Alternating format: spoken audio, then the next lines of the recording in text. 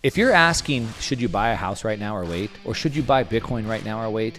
The answer that I would give you is you should wait, because you should be getting enough data until you know the answer for yourself. And that is the topic that I'm going to be discussing with my next guest. I'm talking about Logan Mohtashami. He is a data analyst, a data expert. He is in the data, in the weeds, into both the macroeconomic landscape as well as the real estate space specifically. So this is the data line that we're trying to teach people now that I'm showing recently.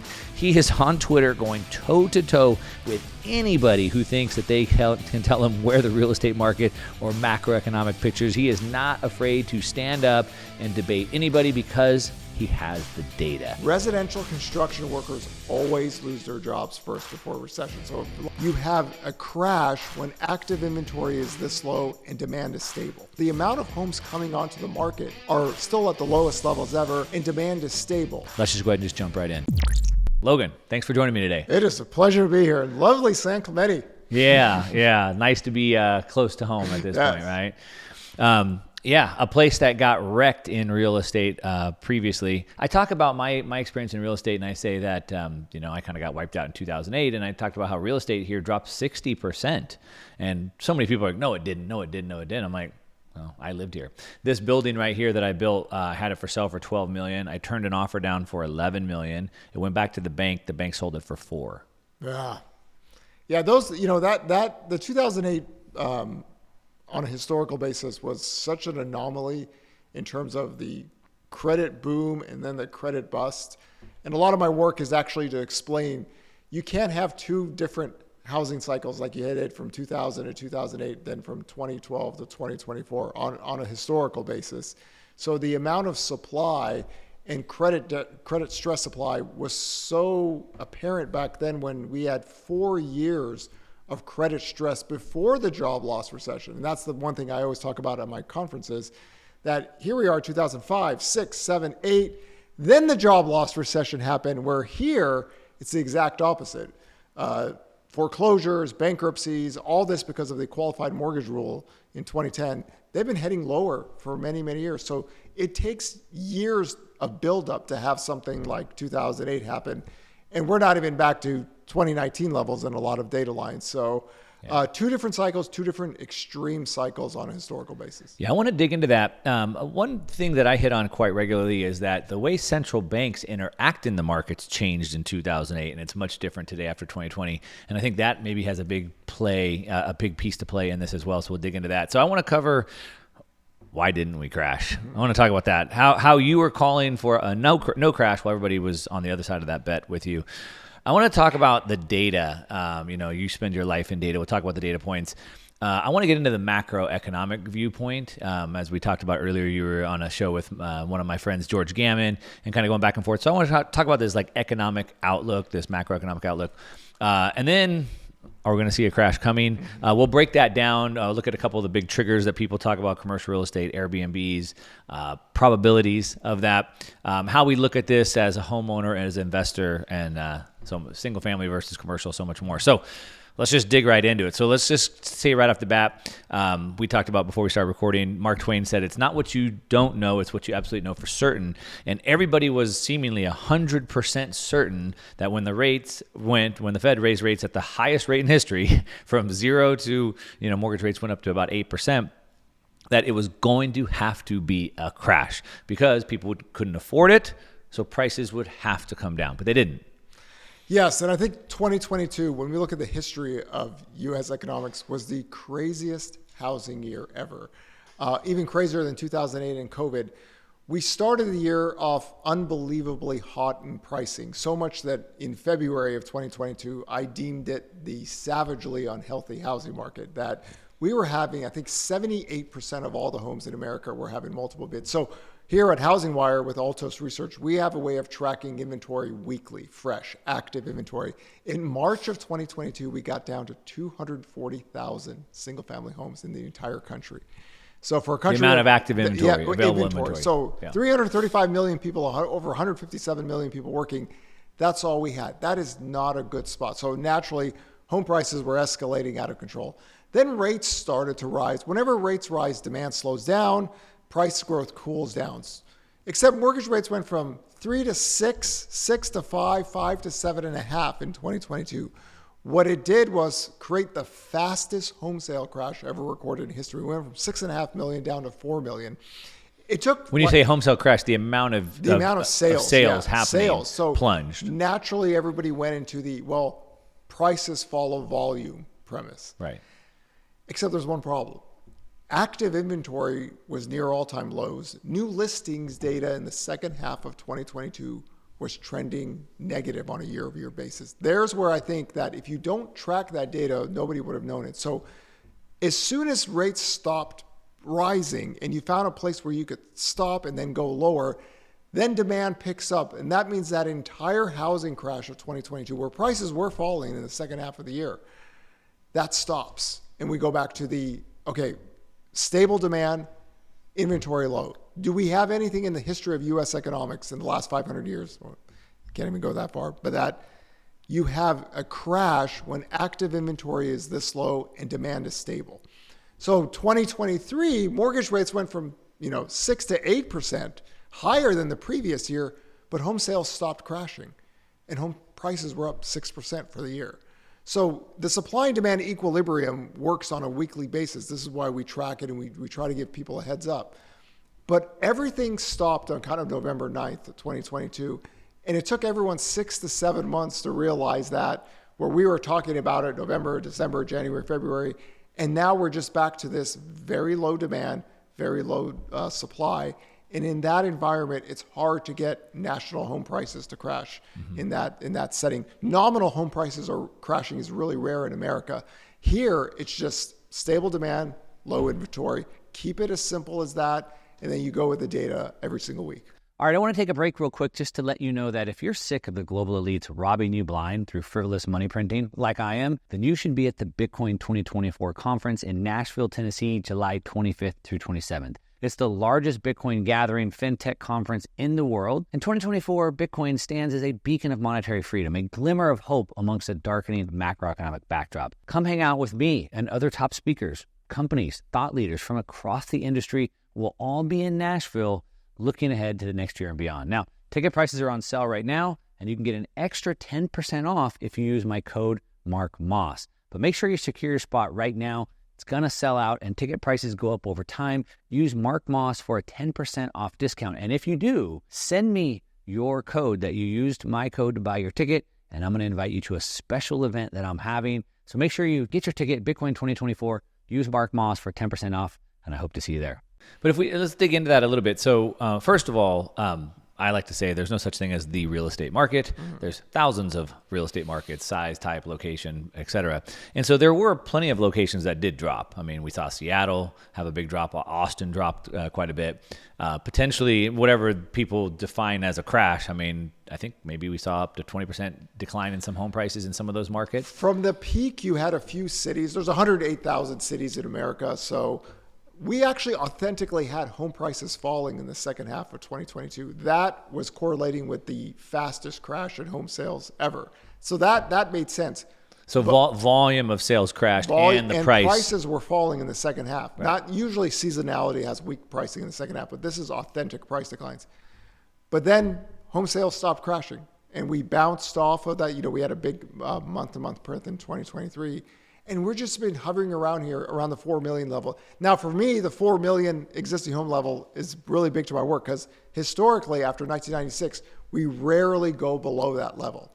So everyone is looking at the low housing demand, but they're not thinking about the low housing supply in that equilibrium context. So there are a few cities that have not gotten back to the peak in 2022.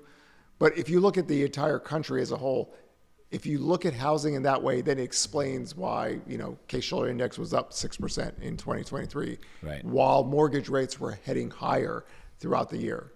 And even during that, we saw some cities, many cities, still going up through that period, while some cities were crashing down at the same time. Yeah, there are a lot of cities that just did not have much inventory, and when their demand stabilized. Again, think of it housing in this simple context. This wasn't like the housing bubble years where it was a major credit or sales boom. We authentically had too many people chasing too few homes.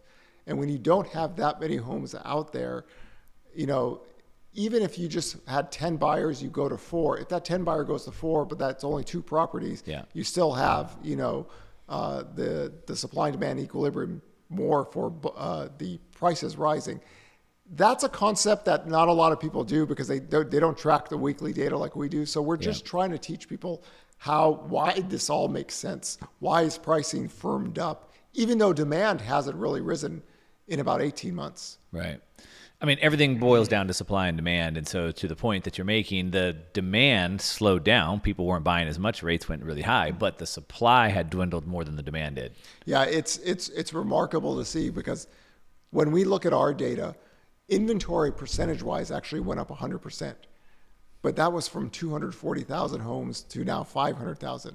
Yeah. So, and where is that historically? we're over 1 million usually. Okay. So we're still half. We're still half. Okay. Now, if we take the NAR data and we go back to 1982, active listings are usually between 2 to 2.5 million.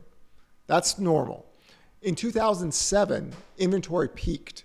That was 4 million. That was before the 2008 recession. We had 4 million active listings.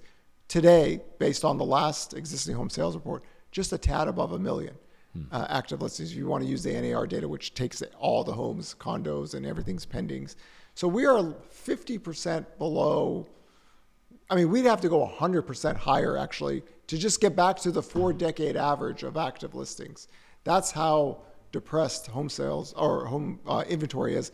And a lot of that is qualified mortgage. People get 30-year fixed mortgages. They stay in their homes. Fixed debt costs, rising wages. So a lot of people, they're not moving as much anyway. So there's no need to sell your house unless you could afford to. And that's what the qualified mortgage is. Supply is a function of demand. When you list that home now, 75 to 82% of the people buy homes. So you actually have to be qualified first before you list. And during the housing bubble years, we had rising demand, rising inventory, rising prices, rising construction, completely different marketplace currently. Yeah. Although back in 2008, we did have a lot of, Phoenix, Vegas, a lot of places in Florida had built too much inventory. They sort of had these ghost cities almost, if you will. And maybe some markets, maybe Austin saw some of the same thing. We had such a crash in sales, but it took 3 years. The peak in 2005, 6, 7, and the bottom was in 2008. Except back then, foreclosures, people were filing for short sales, bankruptcies, that 4 years, those people aren't sellers, they're going to be buyers anymore. So you had what we call a vacuum of sellers that could not buy. There's the big difference now. Traditional sellers now, 75 to 82% are buyers.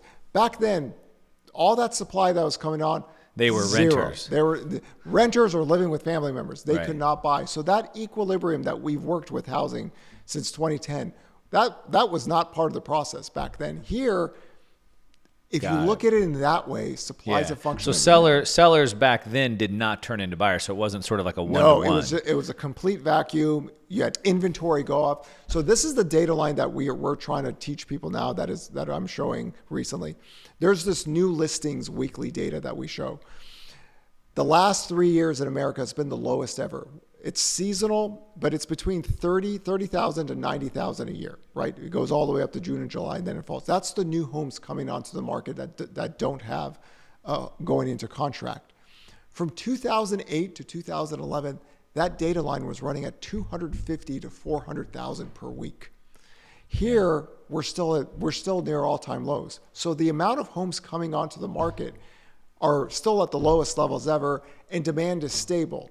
Right. Back then, unbelievable amount of new listings, not a lot of demand, distressed sellers, foreclosures, bankruptcy, short sales. You had the whole enchilada back then. Here, a functioning credit market, very low sales, but very low supply, no initial burst of stressed inventory. Yeah. That's why we always keep people versed with the new listings data to show, even in 2024 or whatever, last year, the so-called Airbnb bust. Yeah. We never saw any stressed inventory data the entire year. It was the lowest levels of new listings ever recorded in history in 2023.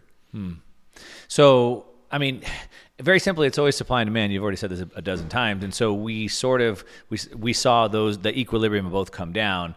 And the big question that we'll get to is, what happens with that equilibrium in the future? Again, kind of going back to your George Gammon kind of conversation, it's like if any of these black swans could happen and drastically reduce demand, then that changes. We'll come back to that. But let's just stick back with everybody was sure that the housing price had to crash because rates going up so fast and homes were becoming unaffordable, which they are. I mean, even today, the home affordability. So Case-Shiller shows like the total price of the home, but most people don't pay for the price of the home. They buy a payment, right? And so now we have incomes have gone up, to your point, with inflation, not as much as the price of the home. So it's become unaffordable. I had just said that people just buy smaller homes. It is, but here's one thing. If housing was really as affordable, how do we have 5 million home sales last year? New homes and existing homes together.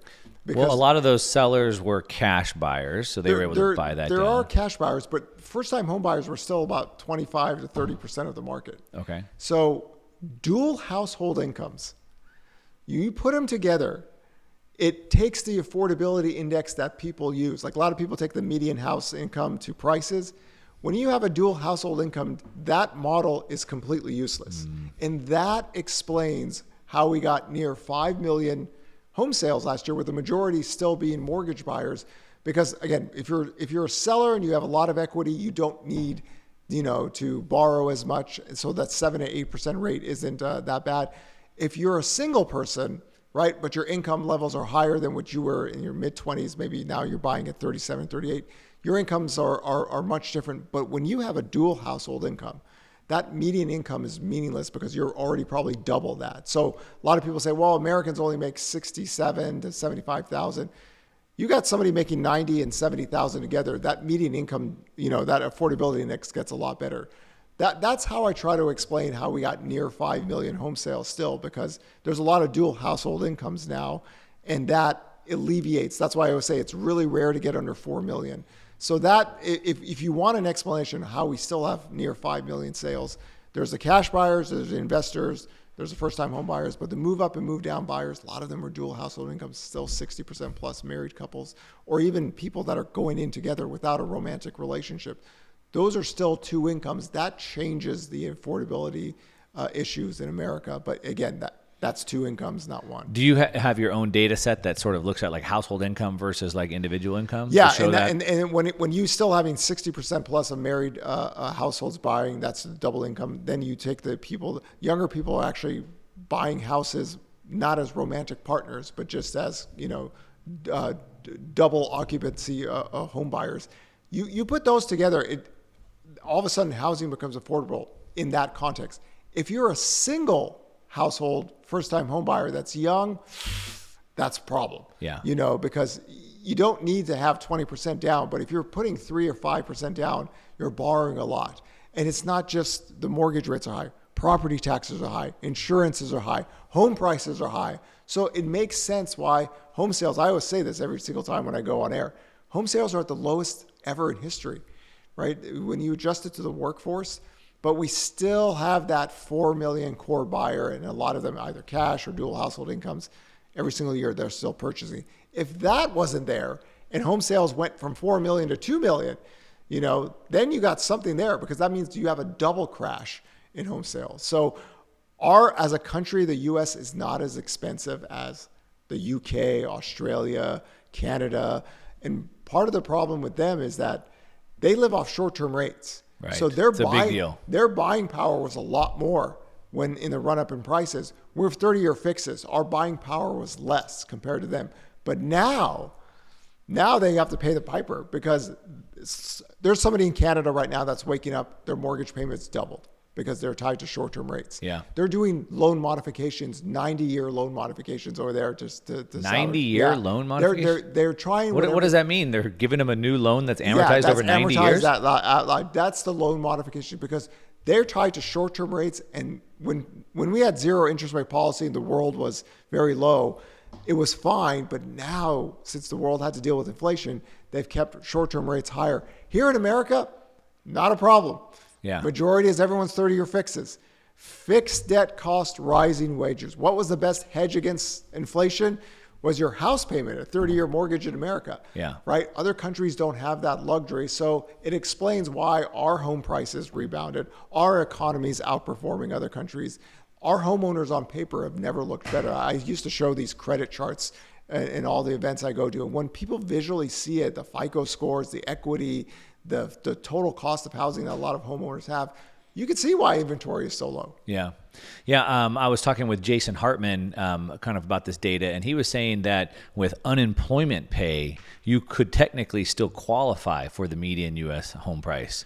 Like, obviously you're unemployed, so you wouldn't, but on an income basis that you could. So then you sort of have like that floor set with that even, right? If you, it would cost more people to rent than to leave their house. So let's say one person lost their job.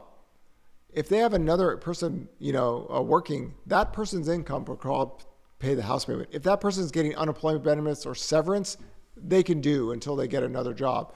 But if they had to rent somewhere now, and I think this data line is key to everything that not a lot of people know. From 1985 to 2007, people lived in their homes 5 to 7 years. From 2008 to 2024, that went from 11 to 13 years. There's parts of the country 15 to 18 years. So from 7 years up to now 15 to 18 years. It's doubled. I've lived in my home for 20 years.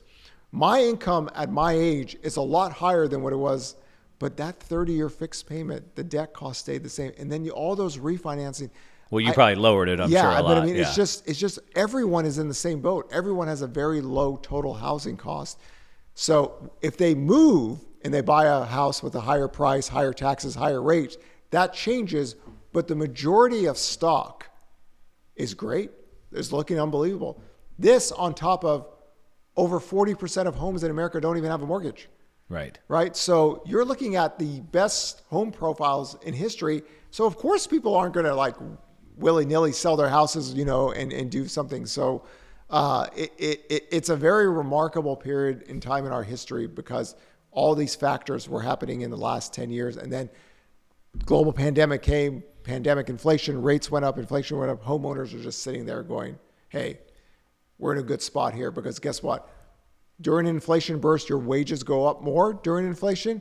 That means your home cost is less. Yeah. That was the hedge against inflation that not a lot of people knew about because we haven't had to deal with, inflation breaking out of control in a very short amount of time. So it's an unfair advantage what homeowners in America have right now compared to anywhere in the world. This is part of the reason the world hates us so much is because of the 30-year fix. Yeah. And I talk about like the reason why I talk about inflation quite a bit. I mean, the Fed's target of 2%, inflation is theft. I mean, they're stealing our purchasing power, if you will. Why do the governments want inflation? So they can inflate away their debt. Well, they inflate away our debt as well. So like if you can't beat them, join them. And so we have the option to lock in that 30-year fixed. And to your point, I'm paying it back in 20 years with, less dollars than I would be today.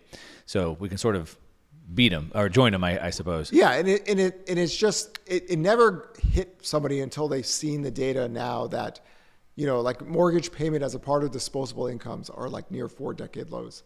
And there's just not enough home buyers right now that are getting these high mortgages that can change that historical data line on top of the fact that 40% of homes don't have a mortgage. So homeowners are set. Renters, on the other hand, a little bit, a bit of dilemma because rent inflation, the history of global pandemics, you have this very, very burst of rental inflation and then the disinflation happens after, but they're not protected as much as the homeowner was. So if you look at it in that light, the new listings data that we talked about that has been trending at the lowest levels ever the last 3 years, it makes total sense right now. Now we're seeing some year-over-year growth in the new listings data, but it's pretty much just tracking to where 2022 and 2021 was. If we dig into the data, one big trend that I've been watching for a long time, and I think is accelerating, is this great migration. So sort of with the baby boomer generation, which wants to sell their McMansion and move down to sunny Florida or something like that and play tennis every day in a smaller, cheaper market. And then I think the COVID pandemic also really accelerated that great migration, leaving blue states to go to red states, leaving, or moving somewhere they could work remotely, things like that. So how much do you look at like this migration data? Work from home was the biggest single variable in the history of housing ever because everyone had to live somewhat like 30 minutes to 90 minutes near their work. Before. Yeah. And when you don't have that, why would you stay, in an area? Idaho, Montana, Colorado. Even before COVID happened, I was looking at this year's 2020 to 2024 to be a migration period. Why? I have this same skit everywhere I go for the last 10 years. We're very easy people. We rent, we date, we mate, we get married. 3.5 years after marriage, we have kids. Home buyers, right? So that's why years 2020 to 2024, we're going to be different because we have the biggest housing demographic patch, ages 28 to 35. People get married at 29.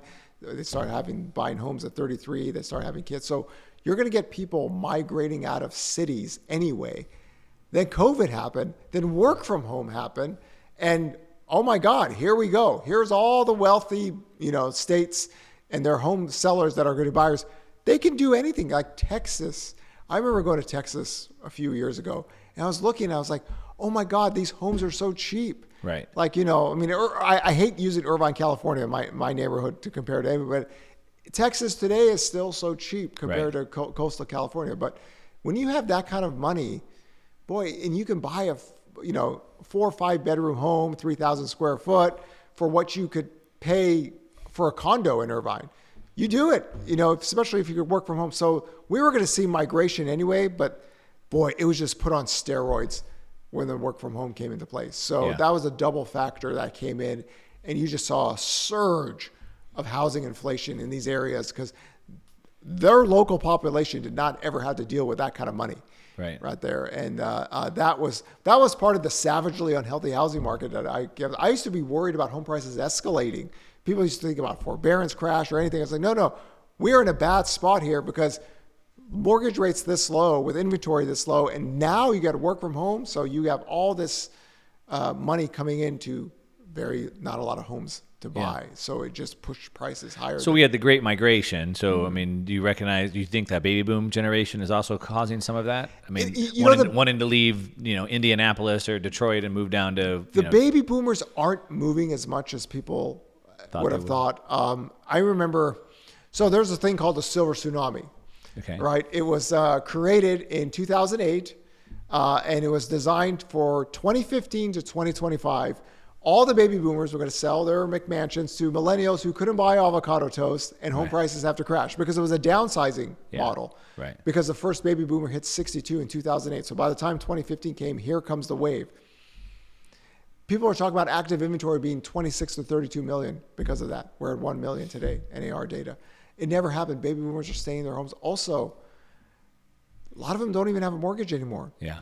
And what happened in COVID, where was the highest death? Was, senior shelter, so you got a lot of factors that make boomers just want to die in place. Yeah, it seems that way. I would think you're 80 years old. Why do you want to keep shoveling snow up in the upper Midwest when you could just move somewhere warm? Yeah.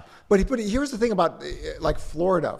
Florida is a great example of climate change now finally hitting them because we have a lot of building coming up in Florida because of the hurricanes, and now they can't get insurance, and the insurance they could get is very expensive. So do people want to live in certain parts of Florida with the high rates, high insurance, if the home has the risk of going away? Right. So I think Florida is going to be a great test case for baby boomers that, the East Coast, from New York and New Jersey, coming down there in certain areas. Have they lost their luster? Because home insurances, here in Southern California, all of us know, right? It's expensive, and it's hard to get insurance for certain areas. So the climate risk is now hitting the fold. I think Florida is a good test case, but also if you're a boomer, boy, that insurance, some of those insurance costs up in Florida are so high that you lose the appeal of cheap shelter when you have that kind of inflation. Yeah, you definitely have to put that into consideration. You use Texas as an example, and Texas, the taxes are triple what we have in California. Yeah. So homes in California are much more expensive, but the taxes are so much more expensive there, and so you sort of have to kind of equal that out at some point. You have to equal that, of course. Texas doesn't have state income tax, so you pay the piper one way or another. But for Texas, my God, people are like, what the hell's going on? They weren't used to that kind of payment shock for property taxes because Texas home prices never really took off, even during the housing bubble. But now, all that money coming to Dallas for all these, and they just inflated prices, and now they see the tax bill, and it's like, whoa, So they didn't calculate that when they were doing their they're mortgage calculations. So they're going, we don't have any state income tax. Yeah, but you pay it one way or another out there. And here in California, of course, Prop 13, which they'll never really get rid of, outside of maybe trying to do a grandfather clause or something like that. You pay a lot of state taxes, but your property taxes are still low. And another reason why inventory is still low here. Your cost of shelter is very, very low. If you stay in place. Now, one thing that we hear all the time is that we're still really short housing units. We're, 2008, we were overbuilt, or 2006, and now we're way underbuilt. So we just don't have enough. There's too much demand. What does your data say around that? And is the demand that we're short good demand? Meaning, like, we had however many millions of migrants came in the country, but they're not really homeowners or home buyers, I should say. So how short are we? What do you think about that data, and is it real? So I always look at it different. I actually never pay attention to the number of shortage they give out there. I only look at the active listings. Now, the active listings were rising in 2005, 6, and 7, right? That mattered back then. People said, well, there's a shortage of houses. Not really, inventory. Well, they're saying there's a shortage. There will be a shortage based off of the future demand. They're based on the future demand, but again, right now, if demand stays flat like it is there a real shortage of housing right now? Now, I would argue that if we had 1 million more homes, home prices can't rise like they have if demand is this low. But with immigration and everything, we never really built enough apartments here, or we never built apartments in where people are migrating to. So we had an apartment boom for a while. That's already ended because rates have gone up too much.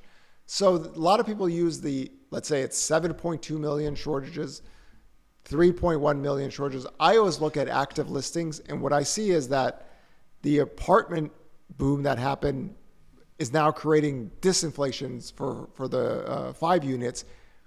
For single family, not the case. So single family rents are holding firm, single family pricing for homes are holding firm, so you don't have enough supply there. So how on the single family? Yeah, for single family. So in that context, you don't have the disinflation you have in apartments. So you just need active inventory to grow, and that will cool itself down. But the production of homes, single family, you're buying in a contract. That home is not unoccupied. Right? Here's another data line that not a lot of people. I go to everyone and say, does anybody know how many new homes are available for sale in America? Nobody has a clue. And I say 80,000. That's it. Builders do not have a business model that build and leave their homes unoccupied. They take a contract, they build. If those people are there, they give it to them. So that's not unoccupied supply. Then why in 2022 and 2023 we saw really this divergence between new home sales versus existing home sales, and we could see the home builders were drastically marking down new home sales. The builders' monthly supply spiked on them. The existing homes never did. So I would say the builders aren't the March of Dimes. They're here to make money. So here they are jacking up prices, everything. They were milking out the margins. What people didn't realize is the builders had a lot of profit margins here. So when rates went up, all of a sudden monthly supply spike went up. Builders like, okay, we're going to cut deals to make money. But you say monthly supply spiked, but you were saying just now that they don't build unless they already have a contract for it. So how does supply spike? Yeah, those homes, when they come to closing, that buyer wasn't there. Okay, so you had a lot of people so they were building them for buyers, but then the buyers canceled. Cancellation rates went up, in some sense, 68 to 75%. Which then spiked their inventory. So then they're like, builders are like, okay, we'll lower the rates. Yeah. So new home sales is growing. Existing home sales not. So why advantage? The builders have this unbelievable advantage. Come buy our brand new house. We'll give you a 5% mortgage. Yeah, we'll buy it down. We'll give you a 5%. Well, yeah. And the existing home sellers market doesn't have like that. Builders sell as a commodity.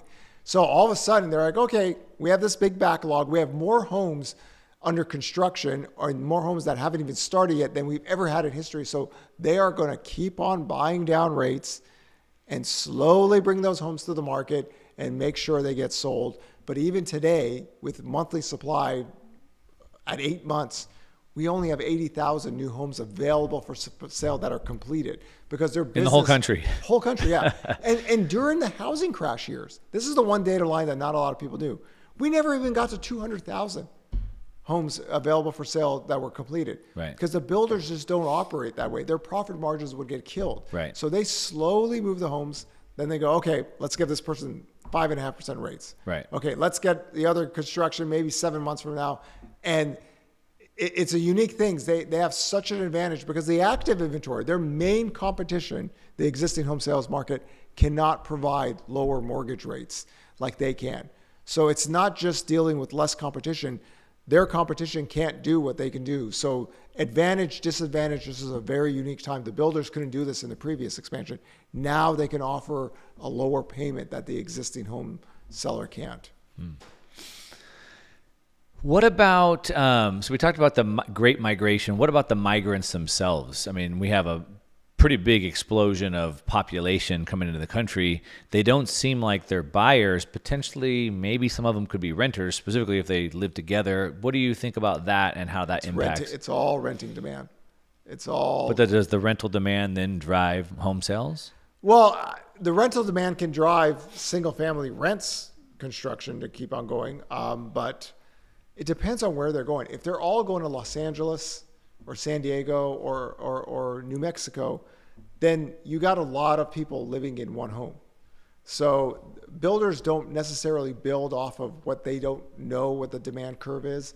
So the apartment permits have been falling for like 7-8 months now. So the apartment boom that we had is over, but the single family rents are still holding up well. So whenever you think migration, you think rental demand is here.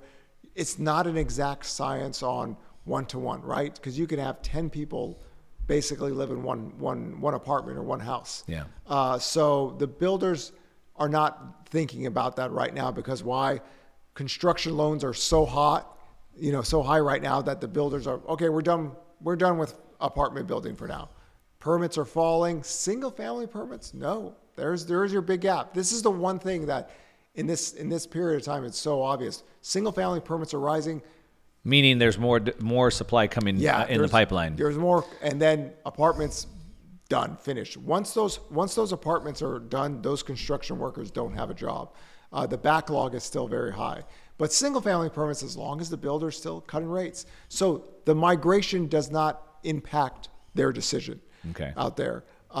If they, in a local area, the cost of building an apartment is just too much, so they're backing off. Now, can this be a problem 2 years from now that we're not building any more apartments for a while until rates come down? Yes, that could be a problem. But for now, thankfully, the single family permits are still rising just because the builders are cutting rates. In 2006, home starts were down 26%.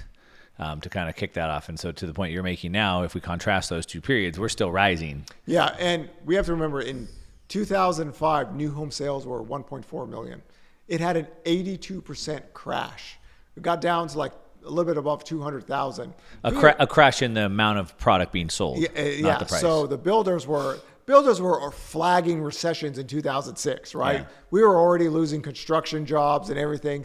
And the history of economic cycles, residential construction workers always lose their jobs first before a recession. So a lot of people. Obviously unemployment, but you're saying specifically, yeah. Home residential builders are the canary in the coal mine. So how does this happen? Everyone says housing leads you in the recession and then it leads you out. Okay, so what sector gets hit harder with rates rising? Housing, right? So if you're building based on a certain low rate, all of a sudden rates go up. You don't have to build that much. You're going to lose your construction workers. So a lot of the charts I put up is like, here it is. Residential workers falling, residential workers falling, residential workers didn't fall in 2022, right? There's a backlog of homes. Builders are cutting rates. There's where everyone's recession went wrong in there. And all of a sudden now permits are rising again. And the last few months, construction jobs are still rising. So there's your big deviation. In the past, it was really easy to see this final recession red flag data that comes in where home sales are falling, permits are falling, construction workers are losing their jobs. Didn't happen this time around. And I think that's the difference in this economic cycle if you're trying into housing. So even though the apartment boom is over, we're still finishing single family homes. Single family rents are holding up. Builders are still able to sell new homes and growing sales. As long as that continues, you could still get production, but it will be terribly slow. Yeah. Their job is here to make money, not to flood any marketplace with excess supply. Yeah. There's a lot of talk about the overbuilding of the commercial real estate market, specifically, large multifamily, and how there's this huge backlog that's about to come to market and is going to cause this massive oversupply. I guess, one, do you see that? And two, then are you saying that would then potentially cause this home builder supply in that segment of the market, which would, if we look at the market as a whole, or I should say that segment as a whole, would actually cause that to decline? Well, you don't traditionally get rental deflation in America. It's very, very rare just because most people are working. So we're seeing disinflation happen in certain areas. Like Nashville is a good example. They're building like crazy up in Nashville, right? So all of a sudden you can't keep on raising rents in those apartments and more suppliers coming in. So you don't raise your rent. In some cases you offer free 1 or 2, 3 months, but that doesn't mean a national deflationary event. Just because most people are working, most people need somewhere to live. If they're not home buyers, they're going to be either apartments or single family rents. So we're going to see, but not on rents. I was talking specifically on the home builders. So if we have all this back supply of large multifamily finally making it to market over the next year, and I think you were already kind of saying maybe we'll see a slowdown in the large multifamily. Does that cause the builders segment to drop? Not the apartments don't really impact the single family as much. Why? Because the single family, the builders, the employment builders, data of the builders. The people that are buying and renting single family homes are kind of in the upper income bracket compared to apartments. Right, but I was talking about the workforce, the employment data. Yeah, the employment's going to come down. Right. Yeah, that's going to come down regardless. So that would be a bad, that's a bad sign. That's what I would say is that there could be a leading indicator of a recession is when those jobs starts coming off, then guess what? We're going to see the residential construction workers fall. Right. It's just that we have a backlog. We have such a big backlog that they're keeping those people employed to make sure to finish. When you say residential construction workers, is it like housing construction just workers, housing, yeah. or not specifically residential? Just right. Apartments and single family. Okay, that's what I'm trying to get to. Yeah. So if we see a decline in the multifamily, which could be probability, then that would see that. Yes. Okay. Those people will lose their jobs eventually in time, but. Maybe they could start building single family homes if there's enough demand. It could, but the single family homes, they've got enough people there right now. It's not exactly booming, but the apartment, we have so many apartments under construction that haven't closed yet. So a lot of the workers there, simply when those projects are done, if there's nothing in them, they're going to lose their jobs. Okay. So that's the one thing I'm keeping an eye on because the backlog has been so high. They're keeping them employed longer than they would have in a normal cycle. So that's one potential little tropical storm developing that you're going to watch, but it's not a big deal yet, but could be. So we'll keep an eye on that. Every Jobs Friday, we show the residential construction workers, and then as long as that thing is rising, you still have and we have so much deficit spending right now. There's so many projects, the CapEx spending that is going out there that keeping construction workers employed. It's a little bit different now than let's say the previous cycles. But yeah, that's number one on my list is keeping an eye on that residential construction because once you lose that part, then it's the builders, right?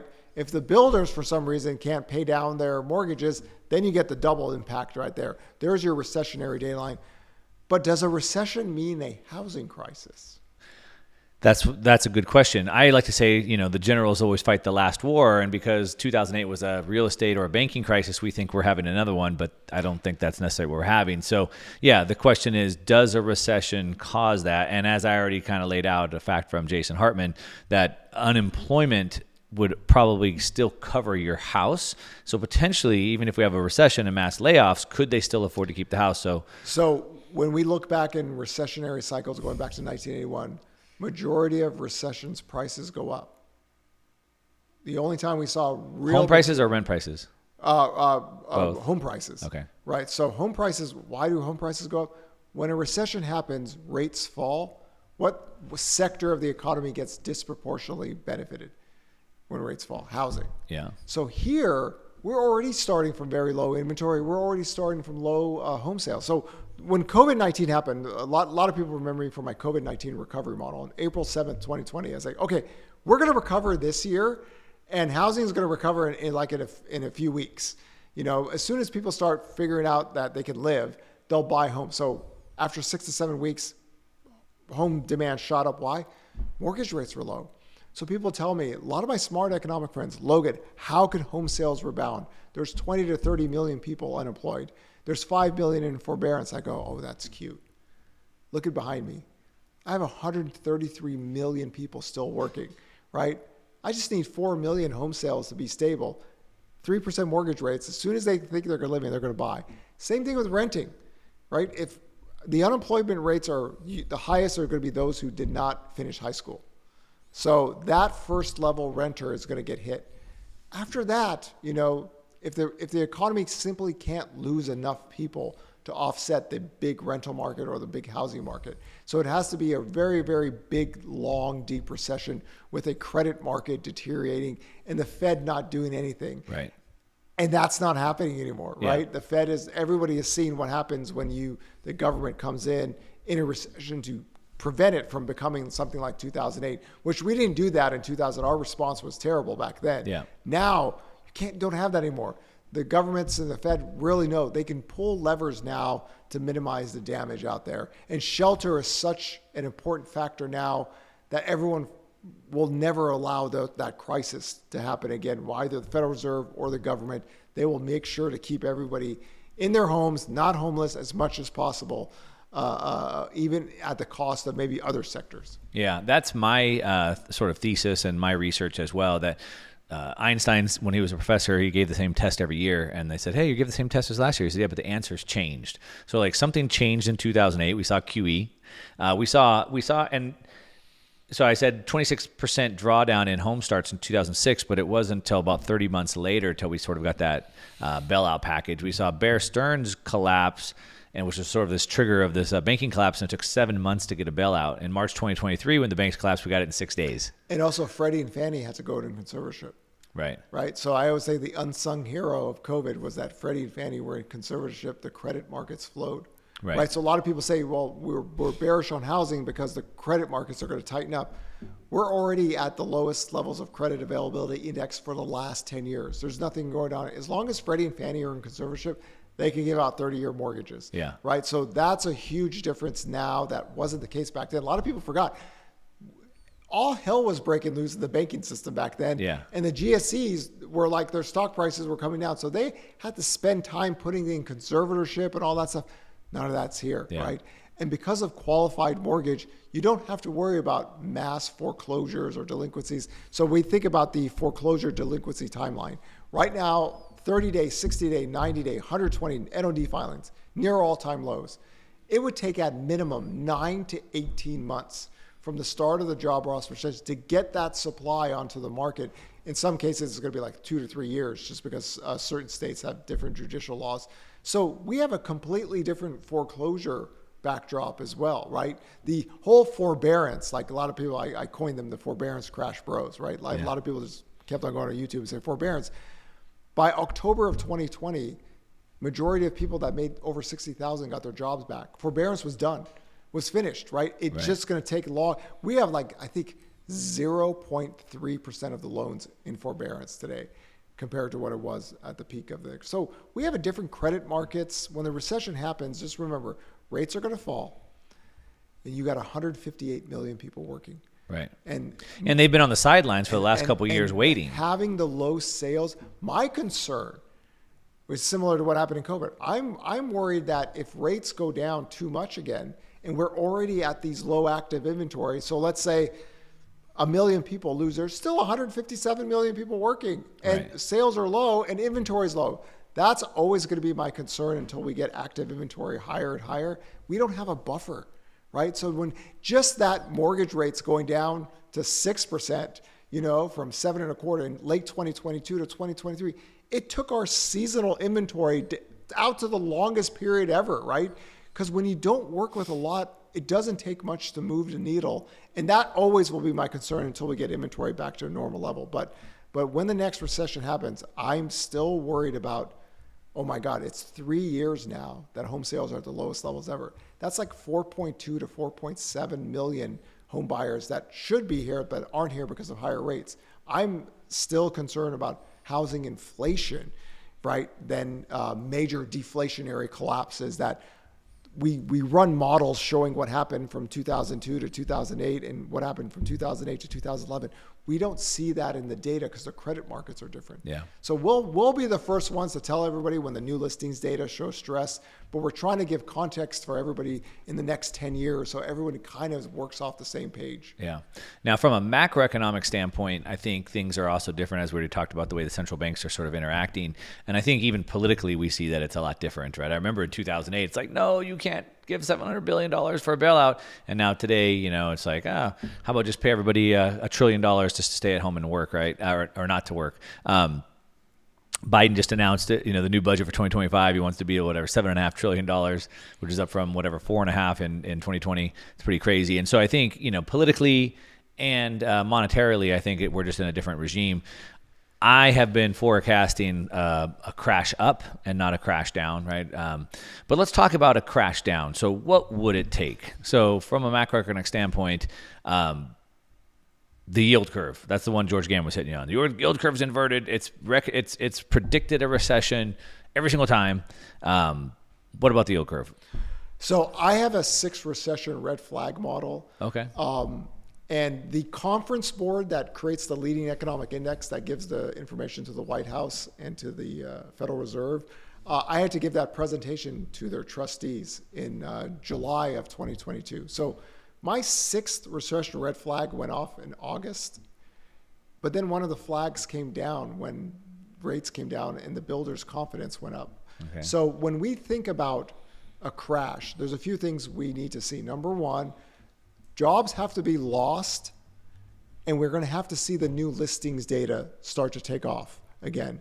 Don't go into the home price crash without seeing the new listings data start to escalate higher, which means that demand has to be weak. If rates fall and demand picks up and the new listings data is not escalating, get off of the home price crash thing. So you're going to need to see inventory skyrocket like we do in other places, and you're going to need to see demand stay weak. So since home sales are so low, right now is probably not the best backdrop to have sales crash even more. So you're going to need to see sales maybe pick up a little bit to have some kind of leeway to have sales come down, inventory goes up, people lose their jobs, foreclosure process starts. That's going to take a period of time, 2 to 3 years.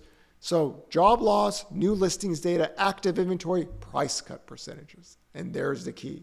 Price cut One percentages. thing that I didn't realize, a lot of people didn't know, is that 1/3 of all homes in America have price cuts throughout the year, all the time. Not a lot of people knew this. So you see these people take these snapshots of Zillow and Redfin, and they go, oh my God, this house is... So 1/3 has price cuts. That's historic. Yeah, that's historic. Price cut percentages have to increase when you see that inventory increase. So our tracker article, we show these slopes, like 2022, home prices were falling in the second half. Well, guess what? Active inventory was rising, price cut percentages were rising, right? So those two things have to work together to get prices to fall, and it has to keep on continuing over and over again. So until you see new listings data grow, active inventory grow, price cut percentages grow, jobs being lost, don't go into the big national price cut crashes. There are local markets that are different. We see, of course, Florida, especially by where the hurricanes were, inventories increasing faster than everyone else. But right now, active inventory is still nowhere close to 2019 levels there. So price cut percentages and active inventory and new listings data, that's the key. When those data lines start to get weaker together, there's your prices are declining, and then the duration of that. And that duration relies on mortgage rates not going low enough to help demand boost up. That's that supply and demand equilibrium that we try to teach people with the tracker. And here we are last year, I think the data line that nobody talked about, I brought it up every single week in our articles. Even when mortgage rates were going to 8%, the price cut percentages were down year over year, 4% the entire time. So a lot of people thought home prices are crashing again towards the second half. It wasn't. The price cut percentages were negative right now. So right now, as of this last week, we're basically kind of like flat. But when we see stress in housing pricing, we'll see it in new listings, active, but that price cut percentages will start to escalate. And then it all works together. right? A good story, Mike Simonson, who's the president of Altos, who works with me, he went to Lehman Brothers, 2007, said, hey, listen, I have this whole new data tracking model for inventory. I think you want to listen to this. I see the markets being stressed right now. Lehman Brothers like, oh, whatever. I have 85 analysts. Yeah. Okay. All right. Fine. Mike went 20 feet down, saw Goldman Sachs. Told Goldman Sachs the same thing. You know what Goldman Sachs did? They shorted the housing market. So we always say we have the best, raw, freshest data in the United States of America. Mike has the inventory side. I have the macroeconomic data side. We'll put it together. But when we see stress in housing, we'll be able to see it first because we're all looking out 30 to 90 days. Our data is so fresh, everything else is 3 to 4 months behind us. So by the time the Case-Shiller Index, you see it, we're already like months ahead of that. So we'll keep everyone informed, but we do need to see new listings data grow, active inventory grow, price cut percentages grow, jobs being lost, credit deterioration. All those things combined gives you a national home price crash data. So let's talk about like how to play this. So like you have homeowners and they're thinking about, is it the right time to buy? And then we have like investors. So you provide this data, it gives you an advantage. Goldman Sachs shorted the market, so that's like this investor mindset. So one, who is the data for, and how should these two different groups of people be thinking about the data? For investors, we have every single zip code in America, and it's an unfair advantage. I always say it's not fair that they gave me this. Like when Mike Simonson and Altos joined us, and I went in there for the first weekend, I was like Dr. Frankenstein. I was like, oh my God, this is not fair. I feel like a god now. But we have every single zip code in America, basically. So if you're an investor, what you have is you're going to have the fastest data to, hey, listen, do I really want to pay for this vacant home that's not going to cost me a lot? Do I have the actual ability to put money in and sell this for a flip right away? Well, we have a model designed specifically for investors to give you weekly pricing power. So you have an idea for that. Now, that will give you an idea of potentially where it's the moving. Shifts of the marketplace, yes. I mean, Mike gets really nerdy and geeky when he gives it to his private investors and Wall Street firms and everything because they get the live data lines because we're working with the current. Other people are just working with data so old. So that is good for the investors just to get a localized market. And if it's it's still a seller's market, boy, that pricing is there. If it's a buyer's market, you got to watch what you're doing. Homeowners, on the other hand, I always say, like people ask me, when people say, should I buy a home? No. I say that I say this every single day because I say, if you're asking me, I don't know you, right? But you have to ask me to buy a 30-year fixed payment. You're not ready. Right. Millions of people buy homes all the time. So they're ready. But if you're worried about pricing or anything like that, here's the data. This is the active inventory. This is the historical data here. It gives people some kind of, calmness, I guess. But to me, it's like millions of people buy homes every single year. They're ready. It's a 30-year fixed payment. Yeah. Rent or your own. Nobody goes homeless, right? So that data lines, what I do is I try to bring the credit work because I have to convince people it's not 2008, which I love doing because it's the easiest argument for me. When I show that data line to people, they go, oh my God, it isn't, right? It isn't 2008. So they feel a little bit more comfortable. So on the home buyer side, you get at least this kind of data line to show, okay, when things crash, okay, here we go. This starts to happen. If that changes your mind, so be it. That's your choice. Yeah. But we give people the freshest data, not just on the inventory side, but on the macroeconomic side, to give people kind of an idea. Now, investors, of course, are here to make money. Other people are just trying to buy a house to live in and start their families out there. Yeah, I mean, that's why I tried to break those two buckets apart. I mean, and that's just a broad category, but I bought a new house for my family in 2021, and I talk about macroeconomics, so I know that, hey, I mean, maybe it wasn't the best time, could have been the peak of the market, et cetera, but I didn't care if the price of that home dropped by 50%. I wasn't buying it to flip the home. Housing is the cost of shelter to your own capacity to own a debt. And exactly. If you look at it as the cost of shelter, then all of a sudden, every year that we have millions and millions of people buying homes, it starts to make sense. Yeah. If you think that everyone is an investor and all they care about is price, not payment, you're going to be lost. Yeah. And this is why I always try to get stock traders to understand that this is not the stock market. You're not going to get a margin call on your home, right? You don't just simply sell your home to be homeless. Why? Because if you're a father or a mother, you have kids, your kids are going to go homeless. The cops are going to take your kids away. You need somewhere to live. 30-year fixed payment, there it is. So it's easy for people, because during COVID, people go, why are people buying in COVID? The total cost of housing was basically theft. Right. That's how cheap it was back then. And all these homeowners are sitting there. Then their wages grew even faster. So they're doing really good in that environment. But now... So if it's cheaper to rent or cheaper to buy, yeah, think about this, the cost of shelter that way. And then there's a certain group of people that just traditionally just buy homes. Especially when they're having kids and raising families, they just buy a house. They typically buy single family homes. Yeah, I mean, as a father and having kids, like I don't want to move my kids around all the time. Yeah. Like I want them to have a house to grow up in, a neighborhood to grow up in. And you're not buying apartments. Right. And that's the thing. And that's why I always say we rent, we date, we mate, we get married. 3.5 years after marriage, we have kids. Voila! Guess what? There's your home buyers that every generation we've had going post World War II. There they are. We do it a little bit later in life now, right? It's not like we get married in our young 20s, have kids in our mid 20s. Yeah. People are getting married later. They're having kids later. So the shift of the demographic pool moves a later. But everyone's the same, right? We're not complicated people to try to decipher. And housing is just the cost of shelter. Yeah. I have two more questions, and maybe they're kind of the same. We'll start with the first one, which is long-term outlook. So it looks like just real estate overall in the United States has really benefited from the baby boomer generation. Massive demand outstripped the supply that was available. In addition, we saw rates plummet for the last, 3, 4, or 5 decades. So it seemed like that supply-demand imbalance really got outstripped. Then you had a lot of policies that got passed to increase home ownership. Like I said, rates falling. And real estate has turned out to be a pretty good investment for a lot of people. What do you think the outlook is moving forward? It seems like rates sort of bottomed. I believe we're sort of going back into an inflationary maybe decade. The millennial generation, which while it's large, isn't really equipped properly like the baby boomer was. Like to your point, you have to have 2 incomes now instead of 1 back then. So I'm not sure that real estate is as good of an investment over the next 20, 30 years as it was for the last 20 or 30 years. What's your take on that? Well, the last 30 decades, you had the baby boomers in the late 70s, early 80s. You had Gen X, which wasn't that big. You have the millennials, which were massive, right? The millennials started to buy in 2013.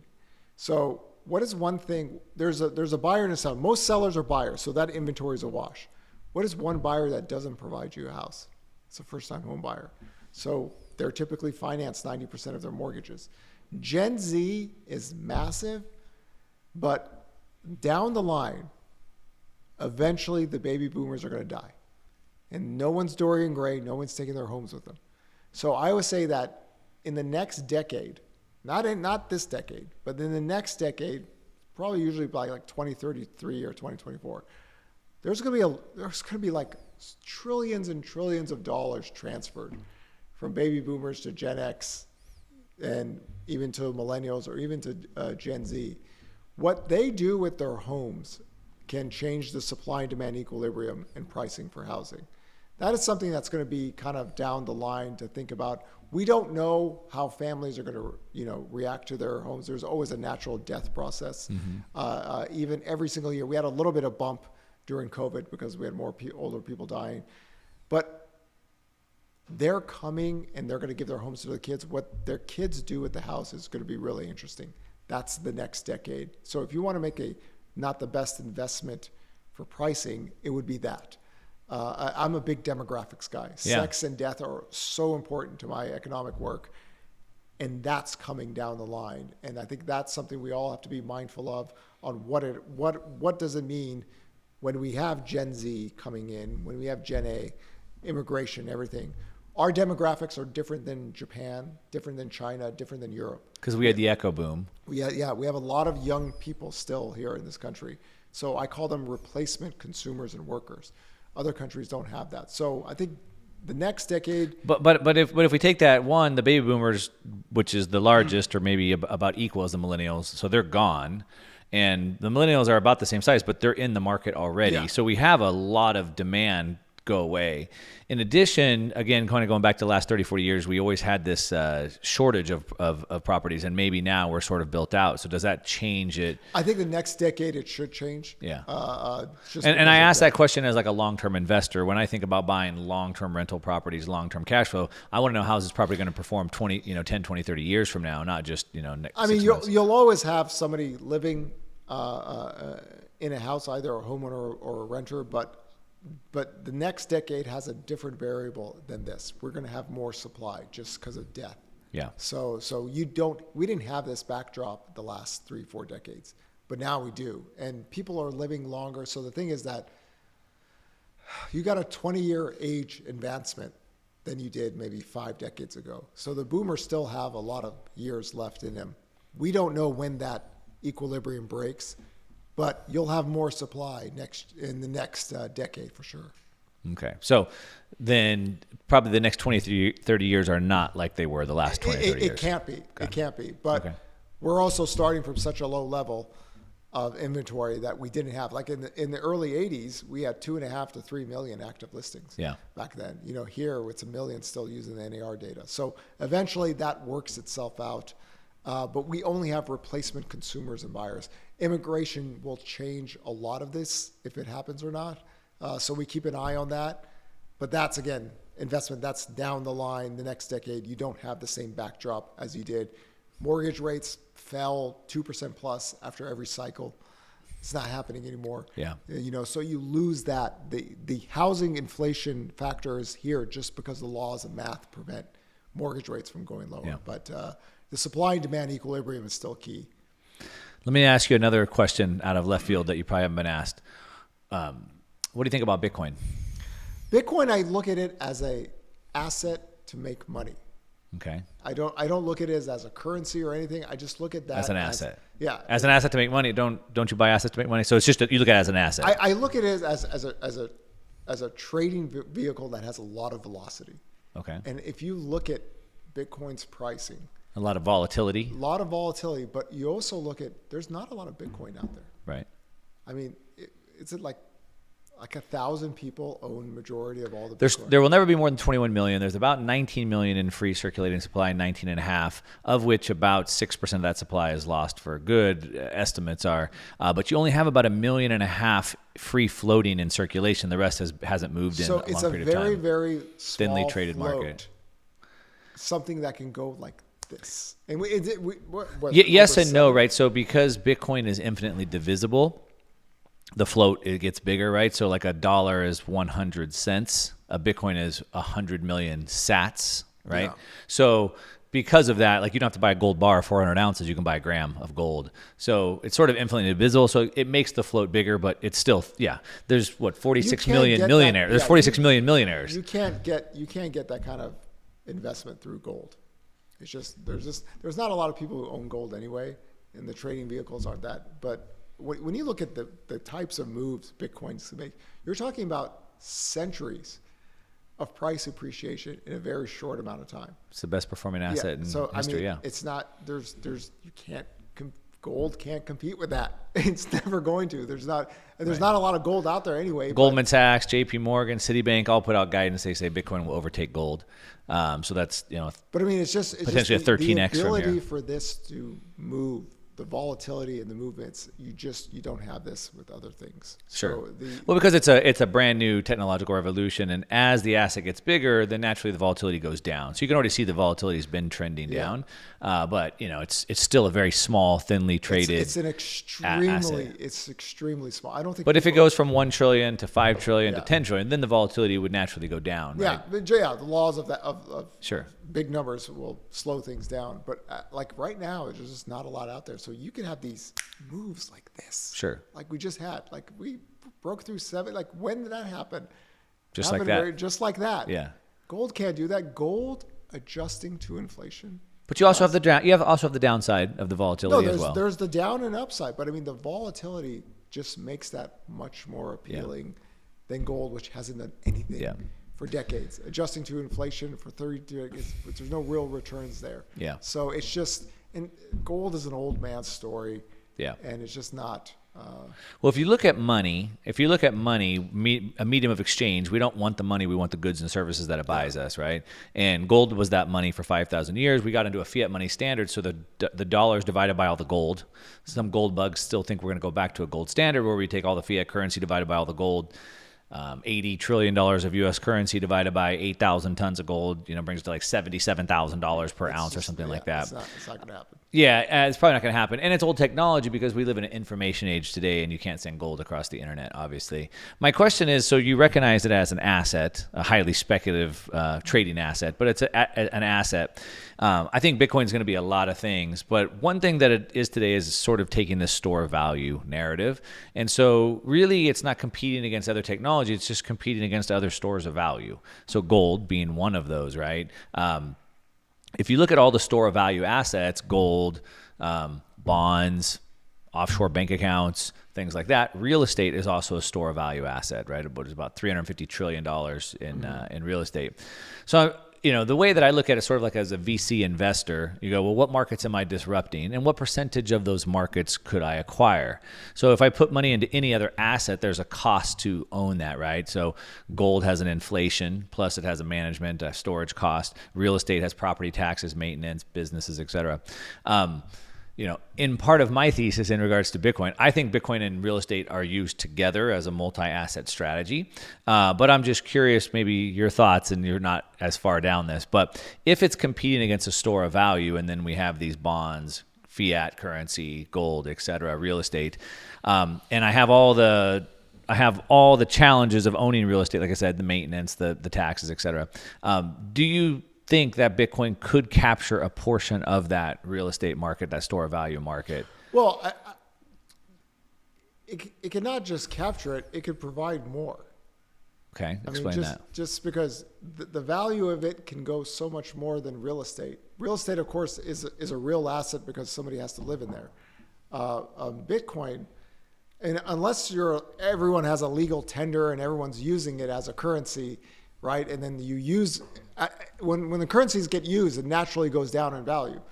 We're not doing that with Bitcoin, so the ability for this to keep on going price-wise is there, where right. a home has a certain kind of functional limit of value, but it is that house is still there always. Right. Right. There's a value there. You don't have homes go to zero. Right, in that right. sense, the volatility, I think, in Bitcoin. I don't know. I see some cities are giving homes away for free. Well, Detroit has homes still for like $5,000. Yeah, I think I saw Baltimore is getting them away for free if you fix it up and live in it for a couple years or something. Yeah. But just in general, function. I know. I'm kidding. Areas, there's still some value there. But to me, you can't get that kind of value action in real estate, and my observation over the years is, as Bitcoin prices went up, there was a lot more interest in my work for housing, because I think a lot of people that have excess Bitcoins wanted to buy a home with it. In the future, there can be a lot of institutions that can facilitate that. So a real to real, or a store of value to a real asset. 10 years from now, things might look a lot different, legally wise. Especially today, it's a lot easier than ever, because now I could buy it through an ETF, through BlackRock or Fidelity, as an equity in my brokerage account, and then I could easily borrow against my equities in my brokerage account to then pay a down payment on a house, for example. It's been averaging a 200% compounded annual growth rate, which of course, like I said, will slow down as it gets bigger. But if it's compounding at 200%, if it's compounding at 20%, it's easy just to borrow a little piece of that for a down payment on a house. Yeah.